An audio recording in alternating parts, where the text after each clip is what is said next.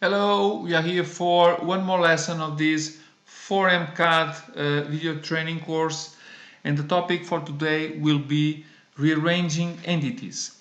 And we have three different concepts or commands that I would like to show you about this topic. The first one, it's about moving entities, and I will draw a very simple circle to show you the move, and I can find the move command under the modify menu. The modify menu has something around here that says move, and the move will ask you to select entities. So I select, I do enter to say no more entities. And now I must give a base point and or a source point and a target point. So anywhere, and now to where should we put our elements in here. And this is the most easier way to work with the move. Besides working with the move on the menu, we can work on the move with another functionality called the grips. And you see at this moment I don't have anything active, so I have this blank line just saying command, which is, as you know, the inactive state of the software. So I click on the entity and I get these blue dots which we call grips, and the grips have several functionalities. Among them, the possibility to make a move in this circle. So if I click now in the center, now I can drag and I can put my entity, in this particular case, into another place, and I execute the move. The second command for this topic of the arrangement is the rotate. I have this rectangle. Again, to find this rotate command, I go under modify, rotate, and the process is the same. Select entities until I'm okay with the selection. Enter to confirm. I must give a rotation point. It can be here. And now you know the 0 degrees is the horizontal direction. Positive angles in this direction, negative in this opposite one. So if I say now 45, I get this kind of final look, always with the rotation point as the point that executes the command.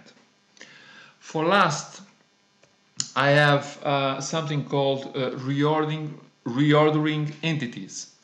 And let me show you a very easy example doing two lines. So one line like this, and I will make another one, smaller one, until more or less half. Okay, and that's it. Now when I try to choose the entities, okay, you know that I have a smaller one from half to this area here. So if I click the big entity in this side, you see I select the big entity. If I click here, you see I select the smaller one and not the big line, because this small line is on top of the big line, and the topic of the order has to do with the concept of something is above or under other thing.